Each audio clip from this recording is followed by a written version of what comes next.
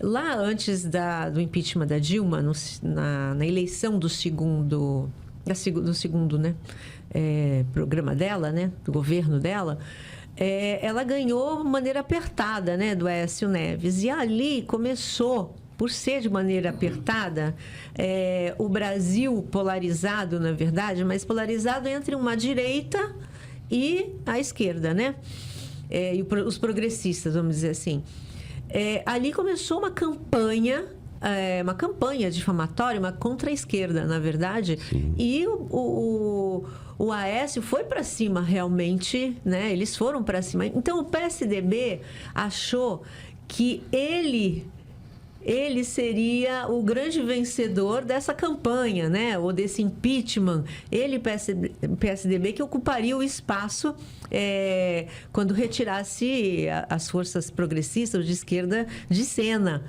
Acontece que quem surgiu, as pessoas que surgiram, e aí é por isso que você vai falar do Congresso, né, fascista, muito conservador, reacionário, ultrapassa essa questão de ser de direita, né? Esse conceito liberal, reacionário em relação a costumes, a diversas pautas, né, racistas, homofóbicos, enfim. Só que, então, o que foi pavimentado foi a extrema-direita que ganhou espaço, né? Só para você também falar sobre isso. Por que você acha que aconteceu isso? Não foi o PSDB, não foi a direita tradicional que ganhou o espaço, mas sim a extrema-direita. E aí, linkando aí com o que você vai falar do perfil. Então, isso mesmo, quer dizer, na realidade, ali em 2015... o cálculo era que os tucanos voltassem ao poder em 2018, né? Na eleição de 2018. Mas política, pode ser assim, ela não é previsível, né? Os fatos saem ao controle. E além do que, né, pode ser assim, o PSDB ele foi assumindo, né, como, de certa forma, né, os governos Lula... eu tenho convicções socialistas, né? Então eu enxergo o primeiro e o segundo governo Lula como um governo moderado, de centro-esquerda, né? Mas, assim, ele ocupa um espaço do centro também, os dois primeiros governos, né? E o PSDB, que a princípio se construiu como uma alternativa, o que não deveria ser, porque social-democracia, né, não é centro-direita, né? Conceitualmente, social-democracia é centro-esquerda. Mas o PSDB, que até tem na sua origem alguns nomes, né, pode ser assim, do centro-esquerda, foi se constituindo no governo Fernando Henrique, viabilizando o modelo neoliberal, enfim, foi se constituindo como uma força de centro-direita, né? Com o Lula ocupando o espaço da esquerda, do centro-esquerda, do centro e às vezes até do centro-direita, lembre-se que, né, o vice-presidente do Lula era um dos grandes empresários desse país. José Alencar. José Alencar, né, tinha nomes ligados ao agro dentro do governo Lula. Então, o governo Lula, 1 e 2, ocupou um espaço político que transcendeu muito, né, esse espaço do centro-esquerda. Isso empurrou o PSDB cada vez mais para a direita, né? E o Aécio, na eleição de 14, né, encarnou um discurso protofascista, né? Enfim. Então, agora, ao mesmo tempo ali, acho que a gente tem... É uma situação bastante complexa, né? Até o Limonge, estou tentando lembrar, é um cientista político, publicou um tempo atrás um livro muito interessante avaliando um pouco isso, acho que é Diário do Impeachment, né? Naquele programa Fora da Política Não Há Salvação, é um programa que o pessoal encontra no YouTube, tem uma entrevista em 2 partes com o Limonge.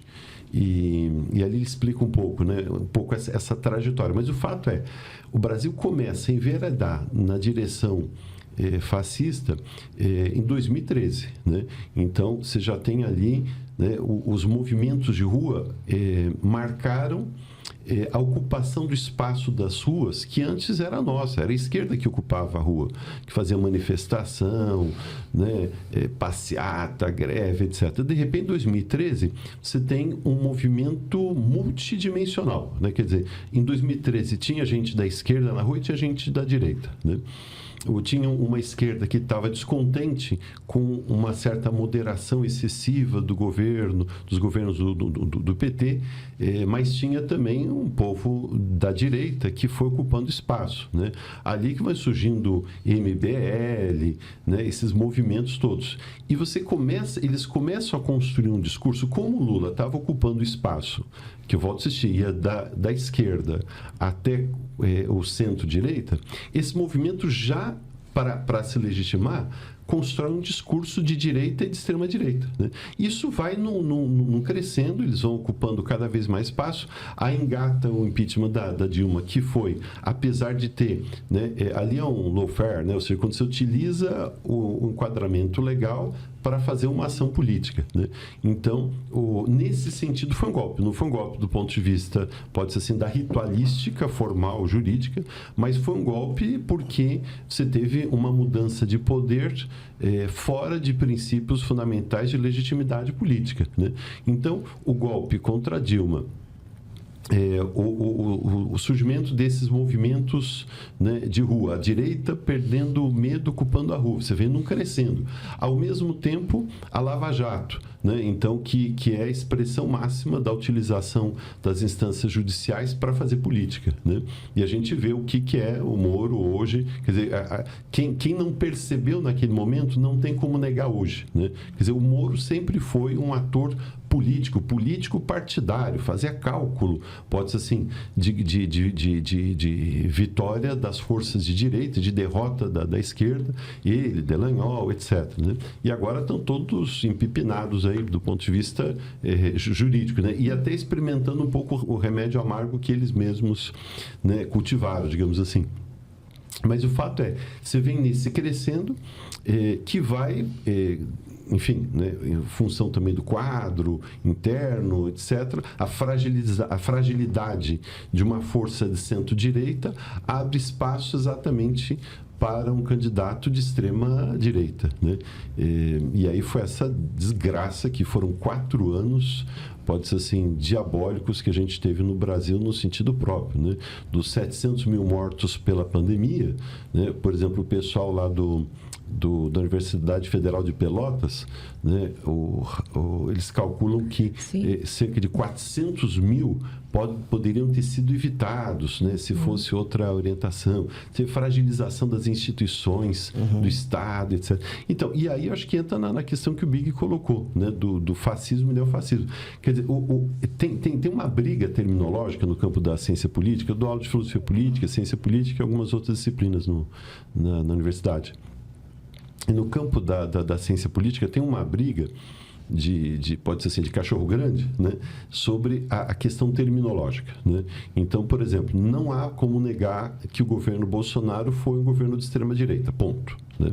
Isso que a gente vê, esse fenômeno político que a gente vê no Bolsonaro no Brasil, nos Estados Unidos com o Trump, com o Viktor Orbán na Hungria, a Giorgia Meloni na Itália, né? Enfim, as forças todas, isso é um fenômeno tipicamente reacionário, de extrema-direita, que vai na contramão do Estado democrático, do Estado liberal, etc., né? E aí vem a questão terminológica, né? Isso é fascismo, não é fascismo, enfim. Então, o termo fascismo, ele acabou ficando um pouco desgastado, né? Porque alguns associam quase que a xingamento, né? Você pode xingar a mãe do sujeito ou chamar de fascista, né? Então, vai dar quase na mesma. Mas isso, por um lado, a gente consegue entender historicamente como é que isso se deu. Agora, fascismo é um conceito, né? É uma forma de organização do poder político, né? Que tem, pode ser assim, o seu surgimento na Itália na década de 20, se expande para a Alemanha na década de 30, depois vai avançando para outros países europeus e se espalha, de certa forma, pelo mundo inteiro. Chega aqui no Brasil também, enfim. Agora, então, agora, a questão é, alguns entendem que o fascismo dos anos 20, dos anos 30, dos anos 40, ele tinha algumas características muito próprias e que não podem ser associadas ao que acontece hoje, né? Só para dar um exemplo fácil, né? O fascismo dos anos 20 o Estado era essencialmente intervencionista, né? No fundo, se estava aplicando ali mecanismos de organização estatal econômica, até de orientação keynesiana, né? Que é uma coisa que no campo da esquerda a gente, de certa forma, defende bastante, enfim. Ou seja, havia uma intervenção muito forte do Estado.